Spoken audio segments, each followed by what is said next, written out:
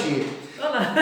A gente tomou banho da semana passada pra cá, tá? É que a gente só emendou o vídeo de uma vez só pra não te cansar demais, tá? Então estamos com uma roupa, porque nós gravamos no mesmo dia, mas você está vendo em dias diferentes ou não, depende de quando você está vendo o primeiro vídeo, né?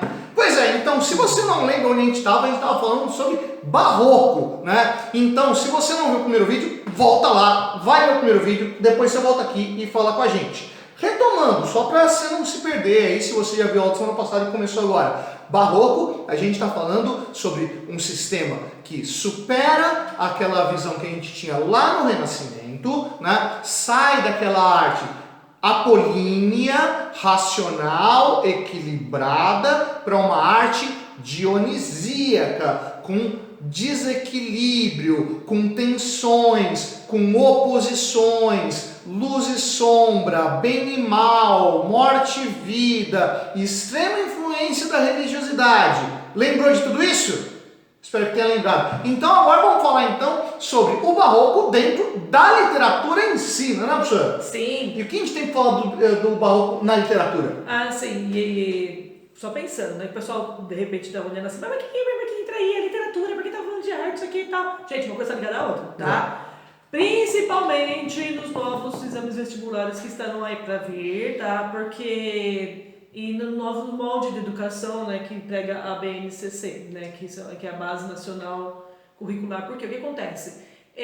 Uma coisa não está separada da outra. Então, para entender o movimento, você precisa entender todo o contexto histórico e toda a questão artística para poder entender também como isso vai aparecer na literatura. O conhecimento não está em gavetinha. Não é assim, você fecha a gavetinha da história e abre a gavetinha da literatura. Não, tá todo mundo junto, tá? Eu acho que é por isso até que uma moça uma vez se assustou, né? Falou, por que essa mulher tá fazendo aqui? Então, assim, tá aqui, né? É pra isso. Então, a gente tá aqui porque uma coisa está totalmente interligada na outra, assim. Tanto história tem história da arte, quanto literatura também tem história da arte. Né? Porque se a gente não entende esse conceito básico, a gente não entende depois o que está escrito, né? Sim. O que é legal... Aliás, deixa eu fazer um jabazinho aqui, né? Porque, algumas aulas atrás eu fiz o jabá do canal do professor Rosi, que é sobre ortografia, gramática, né? Que tá ligado a essa parte mais técnica da escrita, né? Mas ela montou um canal novo agora com um professor de geografia. Não é um canal por enquanto, é um projeto que é o R3D2, que a gente discute sobre repertório para ser colocado em redação. Certo? Então eu vou botar link aqui, porque é quinta-feira, né? Quinta-feira vai ter uma live aí, né? Então eu vou botar propaganda aqui, vai dar uma olhada. Vou botar na descrição. Vai na descrição. Sim! Aí a gente faz esse trabalho. Enquanto o meu colega fala da parte mais densa, né? De geografia ali, eu falo como que a gente vai trabalhar isso no texto. Sim, vai ser divertido. Aqui, tio, é bombril. A gente faz qualquer coisa, assim, estamos aqui para te ajudar. Exatamente. Você vai passar no Enem esse ano, cara. Vamos lá. Sim, vamos lá. E o bombril vai, patrocina nós aqui. Olha só, o que acontece? A gente está indo numa outra parte da literatura agora, interessante, porque a gente vai conhecer bem a vida dos autores para poder entender o porquê que eles escrevem desse jeito, né? Então a gente falou do Dom Dinis, por exemplo, no trovadorismo. A gente sabia que o cara era um rei e tipo só. Né? E aí que ele escrevia cantigas, etc. Agora a gente vai falar um pouquinho sobre os autores, um pouquinho quem eles eram, para poder entender por que eles escreviam da forma como escreviam, e a questão histórica e artística vai ser visualizada na obra deles. Então isso é bastante importante, tá? Bom, mas antes disso, falando da linguagem literária de uma forma geral, porque é a característica do período, né? A gente está falando dos contrastes, a gente falou do que era escuro, do claro e escuro dentro das pinturas, a gente falou da morte e vida, né? No caso, dentro até da própria igreja, né? Que você tem ali a presença de Deus, que seria a vida em todos os momentos, ali, em todos os adornos da igreja, e sempre tem uma representação da morte por meio de uma caveira, né? Por exemplo, ou um demôniozinho mostrando que existe o mal, né? Ou mesmo onde há bondade pode haver maldade. É porque para lembrar que não é porque você está na igreja ajoelhado rezando, na hora que passou aquela morena espetacular, não quer dizer que você não vai pensar em nenhuma besteira, seu pervertido, né? O pecado está sempre ali. E por isso que você tem que vigiar, porque se isso acontecer, lembra aquela parte da Bíblia que, né? No barroco, aquela parte da Bíblia que você tem que cortar a mão se você roubar, é bem sério. Né? Não tem um lance do perdão de Jesus Cristo, né? É melhor entrar no paraíso sem um olho, sem uma mão, do que ser condenado ao inferno. Então, não cuidado, rapaz. A doutrina barroca é bastante rigorosa. Era bastante rigorosa. Lembra da Inquisição da aula passada? Exato. Então, o que a gente vai... Então, isso que a gente está falando também aparece na escrita. Então, a gente tem um movimento extremamente antagônico. Então, as três figuras de linguagens principais ali que vão mostrar esse antagonismo estarão presentes, que é a antítese, o paradoxo e o oxímoro, tá? Não bote esses nomes nos seus filhos, tá? Não, por favor. Não, por favor. Então, assim, a antítese, gente, é quando aparece realmente... aí vocês vão entrar no meu canal para poder ver sobre figuras de linguagem, que eu faço uma definição bem interessante entre os elementos. Se eu ficar falando aqui, vai ficar muito longa essa aula, tá? Vai ter link. Mas, assim, até porque tem autores que colocam a antítese apenas como um antagonismo, inclusive de ideias, e tem outros que colocam apenas como o uso de palavras contrárias dentro do texto, tá? Então, a gente tem essa definição dependendo do gramático. E, bom, assim, então pensando na mais fácil, que são as palavras contrárias dentro de texto, ou seja, são os antônimos, né? A gente vai ter sempre esse dualismo nos textos, né? Por exemplo, um verso: para longo amor, tão curta vida. Para longo, curta, entendeu? Uhum. Então, aí que entra o antagonismo, né? O amor é muito longo, é muito grande. Poxa vida, eu não vou conseguir viver tanto, viver amor tanto, porque que eu poderia. Porque minha vida não vai ser tão longa assim quanto o meu amor é por você. Tia, que coisa mais fofa, né? Pois é. Por isso que a gente fala que é bonito. É bonito mesmo, cara. É lindo, adoro. O paradoxo, né? O que é o paradoxo? São mais ideias contrárias, tá? Ideias mesmo, assim. Não se negar, né? Não precisa estar uma palavra contra a outra igual apareceu no antítese, né? Longo versus curto. Então, o paradoxo vai ser a ideia em si, né? Por exemplo, um verso: pois para amar-vos tanto me negais. Então, para te amar, eu preciso me negar, né? Você me abandonou, eu te amo e você me... Então, são coisas diferentes, porque se existe amor, teoricamente, as pessoas vão ficar juntas, né? Mas aí ele traz esse lance de que não vai ficar, né? O pessoal gosta bastante de exemplificar paradoxo com Camões, né? Camões é do classicismo. E lembra que a gente comentou que o Camões já tinha um quê de barroco? Já era meio maneirista. Já era, né? E aí o verso: do amor é fogo que arde sem se ver, é ferida que dói e não se sente, o contentamento descontente, é dor que desatina sem doer. É completamente paradoxal, né, esse poema. Porque é tudo aquilo, são ações contrárias daquilo que se sente. Isso não é Renato Russo, tá? É outra coisa.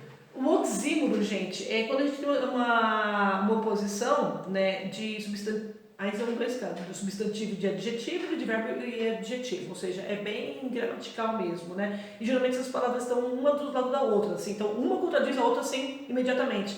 Então, por exemplo, é um contentamento descontente. Então, contentamento é descontente. Então, primeiro vem o substantivo, depois vem o adjetivo, assim, contradizendo o outro. Com a mesma raiz, que é contente, só que em cada palavra tem um sentido distinto. Perfeito. E uma função também. Sim. E o outro, né, que está no verso: ele ficou tristemente alegre com a herança. Lá, tristemente, né, que é um advérbio, né, de modo, inclusive, alegre, que é o adjetivo. Então, novamente, uma coisa vindo desconstruir a outra. Podia falar melancólico, mas não ia ser barroco, né? Assim, a gente também até encontra palavras como morto-vivo, por exemplo, né? Porque isso é um oxímoro, né? Porque você teria morto. Não ia ter a mesma graça do que tristemente alegre. Fica muito mais bonito assim. É morto-vivo também, né? Em vez de falar zumbi, morto-vivo tem mais força. Tem mais força, ainda. A metáfora, né? Nossa, eles são extremamente metafóricos. Então, assim, uma metáfora, lembra que é uma analogia, uma comparação. Então, eles usam isso o tempo todo, né? Tem um verso lá que eu acho muito legal que ele fala assim: seus dois sóis me contemplavam. Quando o segundo sol... Não, essa é mais moderna. Não, até porque é realíssimo. Do segundo sol, ele tá falando tipo de Apocalipse ali naquela música. E aqui tá falando: os dois sóis são os olhos, que os seus olhos te iluminam. Olha isso. Para não entender isso é terrível. A hipérbole, que é o exagero, né? Por exemplo, estarei hoje tão perto de 3 sóis e não queimar-me. Não é um exagero, assim, estou lá perto, eu dou 3 sóis. De um só você tinha virado farofa. Tá? Exatamente. 3 sóis e eu não me queimo. Também é um poema sobre amor. Porreta. E o hipérbato, nossa, isso é o que dificulta a vida dos estudantes de um modo geral, porque o hipérbato é você colocar uma oração na ordem indireta. Então, geralmente as orações são escritas com sujeito, verbo, complemento, geralmente, tá? Isso não é uma regra fechada. E ao você mexer com um desses elementos, trocando a ordem deles, já faz com que ali nasça uma oração de ordem inversa na gramática e, pensando em figura de linguagem, um hipérbato. O Yoda tinha uma facilidade desgraçada para falar assim. Exato. O exemplo é: romperam-se, enfim, as cataratas do céu. O exagero, né? Cataratas do céu. Então, a gente tem mais de uma figura de linguagem, inclusive. O cara quis dizer que ia chover, né? Eu podia ter falado, vai chover, né? Romperam-se, enfim, as cataratas do céu. Então, pensando primeiro no hipérbato, as cataratas do céu, enfim, romperam-se. Essa é a ordem direta, né? Então, professor, pode ter mais de uma figura de linguagem dentro de um verso? Claro! Cabe, cara. Gente, uma coisa que não existe em língua é limites. Né? Por isso que ela é tão linda. Assim, dentro da linguagem poética também, desse período, nós vamos ter aí duas palavras que são importantes, aliás, nem são duas, né? São dois conceitos, são mais palavras dentro de dois conceitos. Que são importantíssimas vocês terem, porque se o cara quer te cortar do vestibular, é só colocar essas palavras lá, né? Por exemplo, quais são os conceitos? Que foi uma questão que você erra no vestibular, no Enem, e passam 18 na sua frente, né? Por causa de nomenclatura, guardem bem isso. Que é o cultismo, tá? Geralmente é chamado de cultismo, mas também ele tem mais de um nome. É cultismo, ou culteranismo, ou gogorismo. Por que gongorismo? Porque isso vem do... Por causa de Gondor, do Senhor dos Anéis? Não. Tá, desculpa. Não, de literatura brasileira e portuguesa, o que é isso? Não. Fica perto de Mordor. É por causa do Luís de Góngora. Luís de Góngora. Que era um poeta espanhol.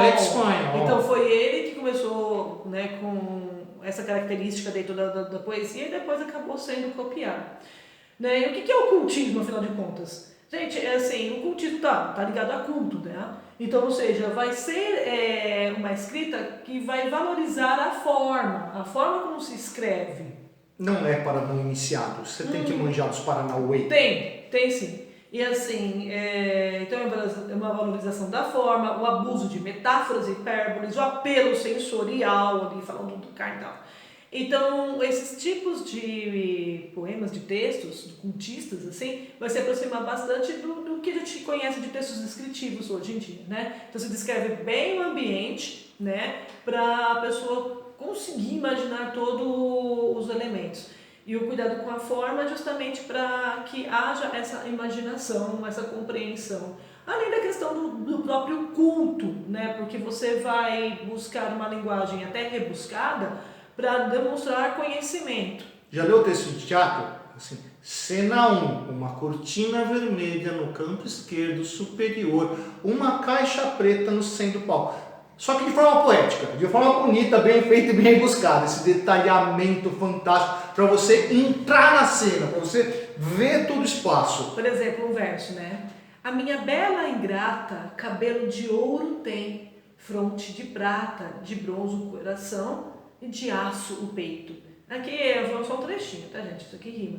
Então, assim, então ele vai falar da moça que ele gosta. Então, tanto física como psicologicamente. Exato. Né? Então, assim, em vez de falar que ela é loira, ele fala cabelo de ouro tem. Então, cabelo de ouro não tem cabelo de ouro. Olha o hipérbato. Pra não dizer que ela é forte, o peito de aço. Não é isso.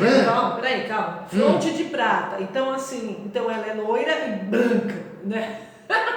Então, para os padrões do Luís de Góngora, bonita. Sim, de bronze o coração de bronze, né? Então, assim... tipo um sino que exato. Vibra. E de aço o peito, porque aí entra aquilo que a gente comentou sobre a antítese. Ela é linda, maravilhosa, mas ela não é fácil, não. Vou achar que é só chegar chegando assim, não é uma coisinha delicada. Então isso é o cultismo, né? Um exemplo de cultismo. E a outra questão que nós temos é o conceptismo ou conceitismo, também chamado de quevedismo. É o Padre Quevedo? Isso não é que existe. Não existe. Não é que existe. Não é que existia naquela época. Não é que existia naquela época. Não está tão velho assim. Então, é por causa do Francisco Gomes Quevedo e Vilegas, né? Que também era um poeta espanhol, tá? Por isso que é o quevedismo, por causa dele, novamente, né? O pessoal teve influência dessas pessoas, né? Então, o que é o conceptismo ou conceitismo? Aí já está ligado a uma valorização do conteúdo, daquilo que está escrito, né? De como você vai convencer alguém por meio daquilo que você está falando. Eu gosto mais disso. Que são jogos de conceitos, uma argumentação com base paradoxal para poder ter um apelo racional aí, né? Quem vai usar bastante isso justamente Jesus, eu acabei de falar o Padre Antônio Vieira. Então, o que acontece? Se a gente for colocar mais características, né, ambos usam isso, mas o Antônio Vieira usa mais o conceptismo, enquanto o Gregório de Matos acaba sendo um pouco mais cultista, tá? Mas não estava preso, assim, não, eu vou ser cultista e você vai ser conceptista. Não, isso apareceu. Você percebe que são dois elementos que um está trabalhando forma, o outro conteúdo. Sim. Mas não é que trabalha só essa coisa. Não. Você dá destaque para a forma, você dá destaque para o conteúdo, mas as coisas vão se casar no final. Sim. E essa questão da preocupação com o conteúdo aparece mais em textos dissertativos, argumentativos, né? Que você vai tentar convencer a pessoa pela sua argumentação.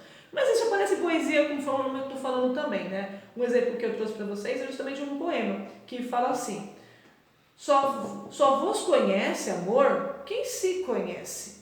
E o amor aqui está com letra maiúscula, ele está personificando o amor. Aquele lance que já acontecia com o Camões, né? Vai ter continuidade.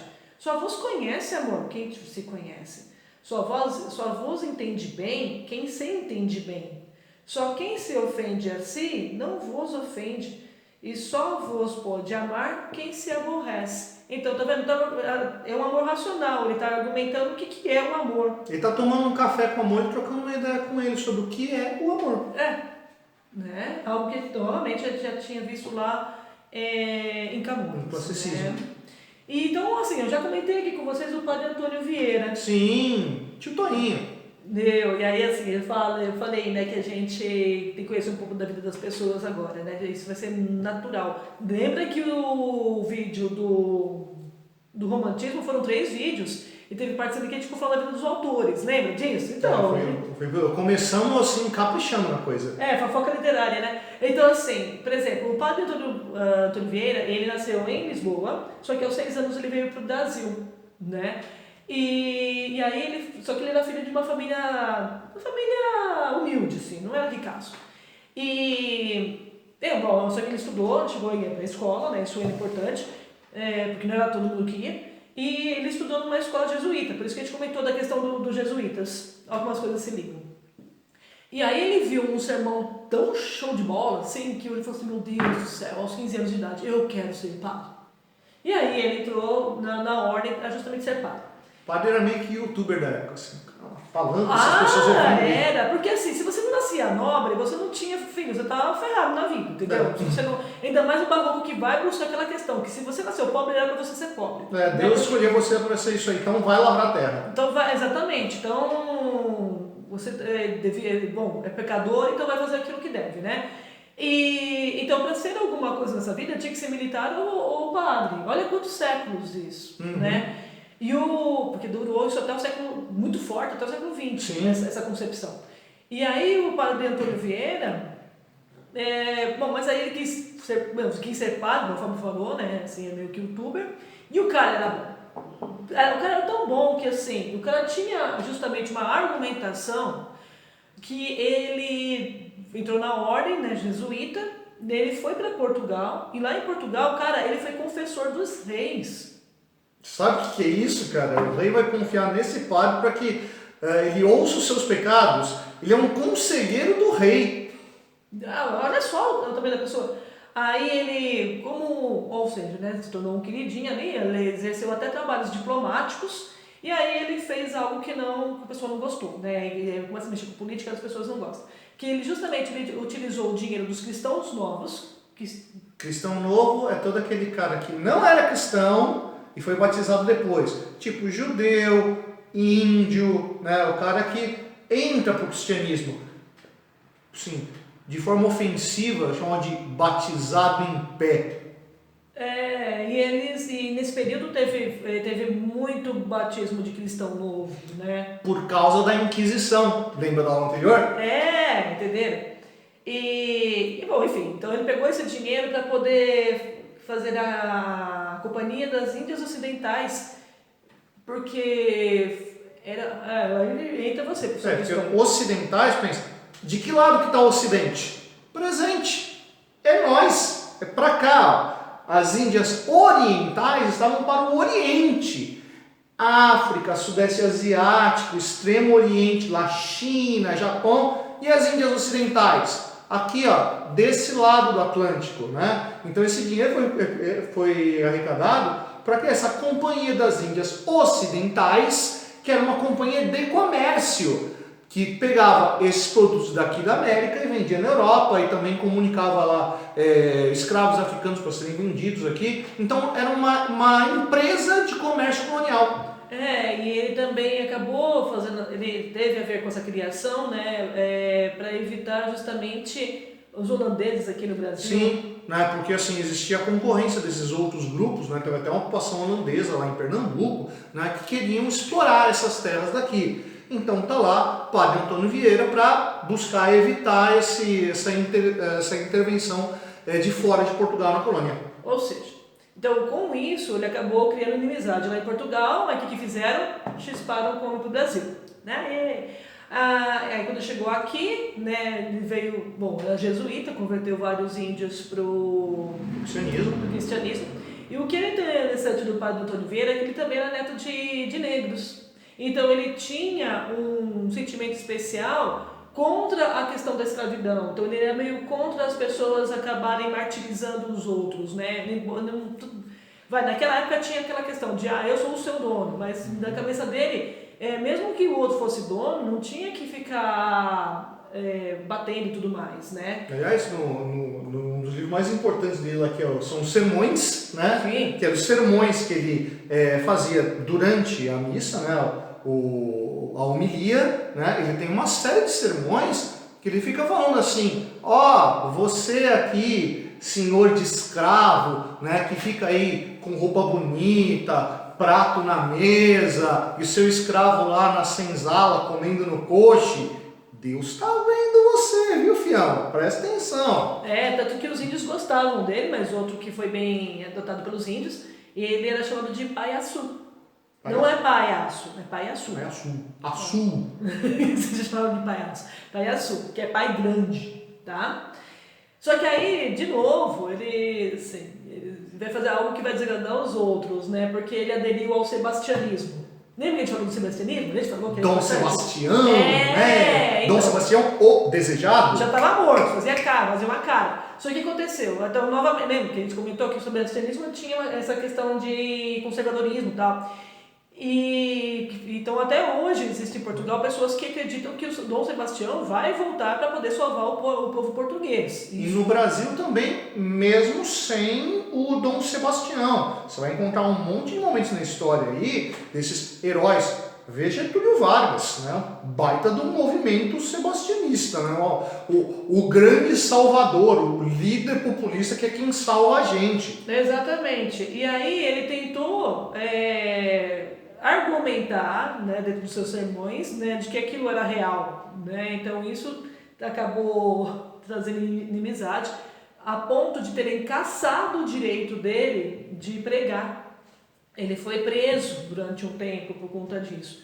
Só que o cara, ele era um excelente argumentador, então ele conseguiu fazer a própria defesa, claramente, e depois ele ficou um tempinho preso, mas aí ele foi anistiado e ele foi para Roma, né? Da anistia dele foi para Roma. E lá em Roma, claro, o cara era sensacional, onde ele era uma estrela, onde ele chegava ele brilhava. Então ele foi muito bem acolhido. Depois ele foi para a Suécia e ele se tornou confessor de novo da rainha da Suécia. Aí depois disso ele voltou para Lisboa e de Lisboa ele veio para o Brasil. No Brasil ele compilou, ele revisou todos os sermões dele, melhorou, né, para colocar para a publicação. Então o que a gente tem do Padre Antônio Vieira, ele morreu com 89 anos. Cara, olha. Pra época o cara tem uma vida longa, viu? Exatamente. Então o que a gente tem do Padre Antônio Vieira realmente saiu literalmente de suas mãos, assim. E ele, dentro da temática dos seus sermões, né, ele tinha ali. Você viu a vida do cara, né, que a gente contou para vocês. Então, é comum dentro dos sermões ter assuntos morais, filosóficos, sociais, políticos. Dentro dos políticos, ele falava contra ganância, corrupção, injustiça, escravidão. Você vê que é uma ideia de uma moral cristã aplicada à vida cotidiana, política, social do ambiente onde ele estava. Exato. E dentro da forma como ele escrevia, ele tinha algo que se chama de paranética, né? Que é uma eloquência sagrada. Né? O que é uma eloquência sagrada? Ele conseguia argumentar a lógica usando justamente textos bíblicos. Né? Então ele conseguia fazer O cara saía costurando os elementos, né, que ligavam as questões religiosas às questões sociais. Dentro da Bíblia, então não sou eu que está falando, né? É a Bíblia.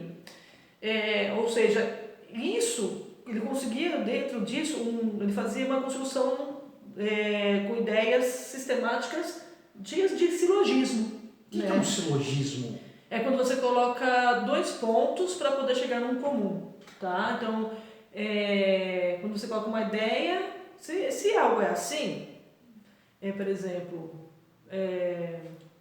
Todo homem é mortal. Ótimo. Sócrates é mortal, portanto Sócrates é um homem. Sim, tá? Todo homem morre, né? Também tem essa. Enfim, então... Com carga. Sócrates é homem, portanto é mortal. Né? Quem morre aqui é homem. Às vezes é um cachorro. Eu inverti a ordem. Mas tá valendo. Mas tudo bem. Você entendeu? Tá. E assim, os sermões dele tem uma estrutura, assim, sempre, né? Fixa. Mas não é no texto de Enem que a gente coloca uma estrutura, né? Ali tem um tema, que é uma passagem bíblica, claro, né? O cara vai fazer um sermão em cima dessa passagem bíblica. Tem o introito. O que é o introito? É um roteiro. Então, assim, ele começa o texto já mostrando quais são os pontos que ele vai discutir dentro do texto. O mapa do caminho das pedras. Por isso que eu falei que é um texto meio que Enem, né? Porque você tem essa questão dentro da introdução, né? Que é um texto de 30 linhas, só que aqui os sermões deles eram gigantescos. Mas tem essa questão, assim, do início, mostrar quais são os pontos que vão ser discutidos no sermão e depois sair desenvolvendo esses pontos. A invocação, tem uma invocação que geralmente é feita para a Virgem Maria, para poder, né, é aquele lance da inspiração. Que eu seja o seu instrumento daquilo que vou falar, não falo por mim. Né? Sim, assim, os jesuítas eles são bastante ligados ao culto mariano, que vai ser importante nesse momento, né? Porque é uma figura feminina que tem a ver com a ideia de deusa mãe, né? Que traz a vida, que era extremamente importante para esses povos não cristãos, os índios da América, o pessoal do Oriente, da África. Sim. Então essa relação marista dos jesuítas é bastante forte. Aí vinha o argumento e por fim a peronação, que é a conclusão. Peronação é a conclusão, né? Aí você argumentou ali, depois você pega o geral do texto e fala, por isso que, aí você fecha o texto. Quer ter uma boa redação dentro do Enem? Olha lá, segue tio Toinho. Sim. Por exemplo, eu trouxe um trechinho aqui do sermão da 60ª dele, né? Que começa assim, semen esse verbum Dei. O trigo que semeou o pregador evangélico, diz Cristo, que é a palavra de Deus. Os espinhos, as pedras, o caminho e a terra boa em que o trigo caiu são os diversos corações dos homens.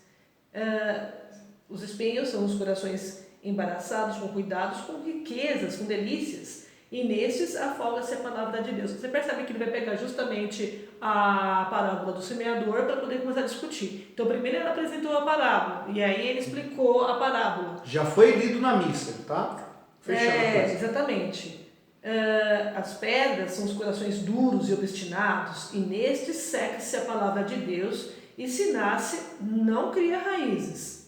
Os caminhos são os corações inquietos e perturbados, com a passagem e tropel das coisas do mundo. Umas que vão, outras que vêm, outras que se atravessam, e todas passam. E nestes é pisada a palavra de Deus, porque a desatendem ou a desprezam. Finalmente, a terra boa são os corações bons, ou os homens de bom coração, e nestes prende e frutifica a palavra divina, com tanta fecundidade e abundância que se colhe 100 et fructum fict septuplo. Aí aqui é um trecho que está justamente explicando o que é o coração bom, o coração mau. Depois disso, gente, mas ele mete o pau. Então você, né, que tem coração ruim, que faz isso e aquilo, vocês não são frutos de Deus. E aí ele mete a boca, né? Então vocês percebem como... é um sermão. Professora, por que isso é literatura? justamente pelo desenho que ele faz, né? Como isso é discutido dentro do texto, né? E a questão argumentativa é totalmente pertencente à linguagem, né? E claro, também tem a questão emotiva. E aí, por fim, assim, gente, tem 5 nomes interessantes dentro do Barroco, mas eu vou falar só do Padre Vieira e do Gregório de Matos, tá? A não ser que você queira muito, se você quiser muito, botar um bando de curtir aqui e escrever lá no comentário que eu quero, aí a gente faz mais um pra você. Mas os 3, assim, uma nem sabe se realmente é essa carta são dela, né, que é da Mariana Alcoforado. Ixi, errei o nome da mulher. Que era assim, dizem que era uma freira que escreveu cartas de amor para um francês com quem ela teve um relacionamento. Mas também dizem que, na verdade, as cartas não eram dela, não. Era um pseudônimo que foi Não, criado para poder... que vai ter escrito por um homem, na verdade, entendeu? Foi inventando a história que uma freira tinha passado por aquilo. Então tem uma discussão histórica sobre isso, assim, alcoforado. Então, aí a gente vai falar de Gregório de Matos, né? Que tem uma vida, assim, nossa, interessantíssima, né? Ao contrário do Padre Antônio Vieira, ele é filho de uma família abastada, tanto que ele vai para Portugal, ele nasce no Brasil, ele vai para Portugal, na faculdade de Coimbra, fazer direito, né? E lá em Portugal ele se torna inclusive juiz de órfãos, né? E acaba caindo nas graças do rei. Dom Pedro II, por exemplo, adorava o Gregório. Então percebam que não é o nosso Pedro II, tá? Pedro II de Portugal. Sim. O problema é que ele fala mal de tudo e de todos, né? Então o que acontece com ele? Ele vai ser expulso pro Brasil e vai receber o apelido, a alcunha de Boca do Inferno, né? Então que é Gregório de Matos ou Boca do Inferno. É esse o apelido dele a vida toda. Bom, ele chegou a casar lá em Portugal, mas ele se tornou viúvo, né? Ficou viúvo, infelizmente. E aqui no Brasil, quando ele volta, ele acaba entrando na ordem dos jesuítas, né? Ele não vai ser padre, mas ele acaba recebendo as ordens menores, né? E a importância dele é tanto que ele chega a ser vigário e tesoureiro-mor dos jesuítas. Então o que acontece? Né? Quando a língua pequena dele, né, vai lá, começa a falar mal da própria igreja, das coisas erradas que ele vê, e aí ele é desligado da ordem. Toma um pito, né, e vai-se embora. E vai embora. Aí o que ele vai fazer? Ele vai ser cantor e repentista no Recôncavo Baiano, né? Imagina que sensacional.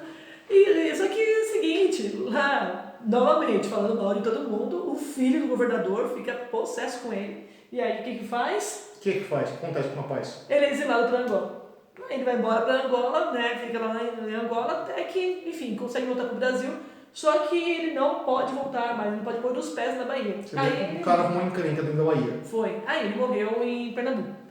E assim, ele foi um autor assim, riquíssimo. O que é interessante dele, gente, é que as obras não foram compiladas por ele, como foi o Padre Antônio Vieira, que teve esse tempo, né? O Gregório de Matos, quem vai fazer isso depois são as pessoas que sabiam os versos dele de cor. Olha que interessante. E aí consegue fazer essa compilação aí da obra dele. E ele escreveu muitas coisas, com certeza outras foram perdidas, mas ele fez poemas religiosos, tanto que quando a gente fala de barroco, a gente vai justamente pegar os poemas religiosos do Padre Antônio para poder caracterizar o período, né, o período literário. Ele fez os sarcásticos sim é a grande característica do Gregório, conforme eu estou falando, né, que o cara faz expulso de todos os lugares, e ele tem muito mais poemas sarcásticos do que os outros, assim, compilados inclusive, né.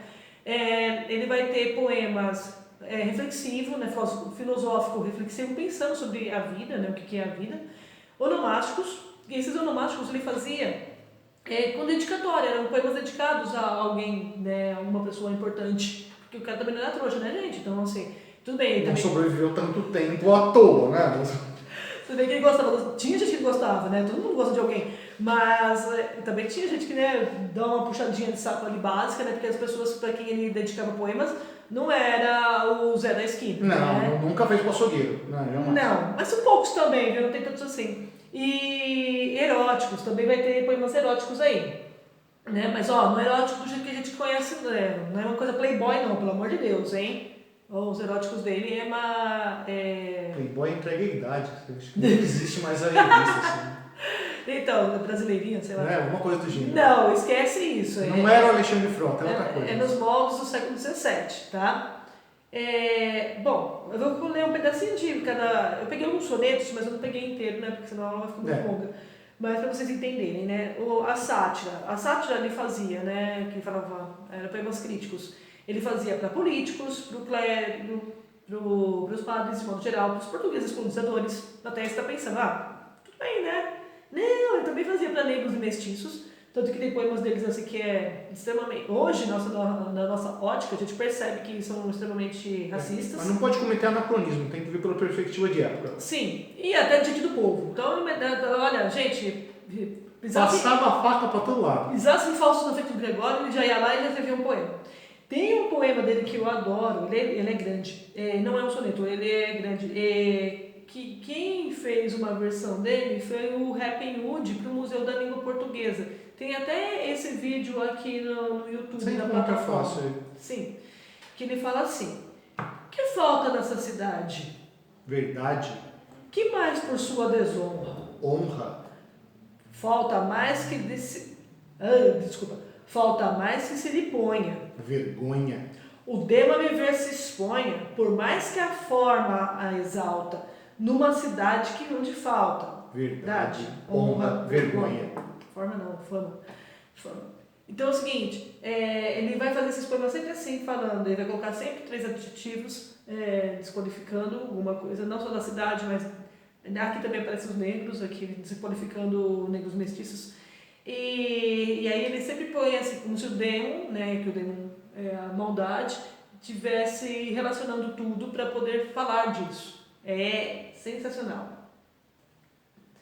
Não, enfim, tem que ler. Um outro exemplo do Lírico Amorosa. O Lírico Amorosa do Gregório é muito parecido com Camões, tá? Porque ele bebeu muito dos versos camonianos. Ou seja, aquele lance dos encantos femininos, da indiferença, da paixão, do desejo, do neoplatonismo, vão aparecer tudo também na obra do Gregório, né? Aquela coisa da mulher inalcançável, assim. Um exemplo, né? Isso sim é um soneto. Anjo no nome, angélica na cara. Isso é ser flor e anjo juntamente. Ser angélica flor e anjo florente, em quem senão em vós se uniformara. Olha lá, imagina, né? A mulher ideal. É o anjo. Quem vira uma tal flor que não a cortara, de verde pé da rama florescente, e quem um anjo vira tão luzente, que por seu Deus o não idolatrara. Então imagina assim que é o anjo, né? Que até Deus ali... Assim, aliás, se não fosse Deus, teria idolatrado o próprio anjo, né? Que ele vai acabar falando no poema. Então, colocando a mulher no pedestal ali, mais alto da vida. A lírico-religiosa que eu falei para vocês, que é aquela que dá bastante expressão para o barroco nesse período, ele vai trazer a culpa pelo pecado, a esperança da salvação, e o que é interessante é que, embora apresente isso, ele fala bastante do Jesus crucificado, dos santos de modo geral, ele não demonstra muita submissão. E aí que a gente entende aquela questão da angústia que nós comentamos no outro vídeo. Por quê? Existe esse conhecimento. O próprio protestantismo já mostrou que existe ali um Deus bíblico que é o Deus de amor, que é o Deus do perdão. Então por que vai ficar só dentro dessa imagem justamente desse Deus do terror? Então existe essa questão do conhecimento. Então é por isso que ele vai falar assim nos poemas dele, em vários ele fala assim: pô, Jesus, você está aí na cruz e você conhece nossos pecados, você sabe que a gente é homem, a carne é fraca e tal, não vai perdoar a gente, não, vai perdoar aí, pô, vai por nós, assim. Claro que nunca essas palavras, gente, mas tem esse teor, né? Por exemplo, esse é um grande exemplo, assim, sempre aparece nas provas de modo geral, que ele fala: pequei, Senhor, mas não porque em pecado da vossa alta clemência me despido. Porque quanto mais tenho delinquido, vós tenho a perdoar, mais empenhado. Então, assim, dá um jeito, dá seus pulos aí para perdoar. Olha só, gente, então, já que eu estou errando tanto, vai, por favor, vai, se empenha aí para me perdoar mais. Se basta a vós irar tanto pecado, abrandar-vos subeja um só gemido, que é a mesma culpa que vos há ofendido, vos tem para o perdão lisonjeado. Ai, vai, Jesus, vai. Diga essa pra mim, vai, por favor. Olha que loucura. A lírico-reflexiva já é uma condição humana diante da estabilidade do mundo, sim, das incertezas da vida, né? Então, é realmente, de novo, aquela questão do desconcerto do mundo que a gente viu em Camões, né, acaba sendo uma temática que vai aparecer também no Gregório, né. Por exemplo, um outro soneto que eu peguei só o início para vocês. Nasce o sol e não dura mais que um dia. Ó, o paradoxo. Depois da luz se segue a noite escura. Em tristes sombras morre a formosura, em contínuas tristezas a alegria. Quando ele fala que nasce o sol e não dura mais que um dia, né? Porque, claro, né, o sol Vai durar um dia. Né, ele vai se pôr, né? Então ele fica com essas contradições aqui em relação da alegria e da tristeza, ou seja, tudo passa. Ele está falando aqui que tudo passa. Então, Cara, pedi. da mesma coisa, do mesmo jeito que o sol vai nascer e vai se pôr, você está feliz e vai ficar triste. Olha lá. Porém, se acaba o sol, por que nascia? Se formosa a luz por que não dura? Como a beleza assim se transfigura? Como o gosto da pena assim se fia? Então ele fica discutindo, mas por que eu não posso ser feliz para sempre? Né? Então por que tem que acabar? Então ele fica discutindo essa questão, por isso que é lírico-reflexiva filosófica, porque ele fica aí discutindo o que a vida é. Tá certo, gente? É isso aí. Eu não trouxe exemplos da onomástica e nem da erótica, porque aí são temas mais ligados. Se você for fazer letras, né, você vai ver até na faculdade. Mas nas suas provas, dificilmente vai cair. É isso aí. E aí, cara, você curtiu o áudio de hoje? Você curtiu, vai lá embaixo não curtir. Se não curtiu, você vai lá embaixo não discutir. Essa é a literatura do Suetônio. Eu sou o professor Fábio. Eu sou a professora Rosi. E você, meu amigo, você deveria estar estudando.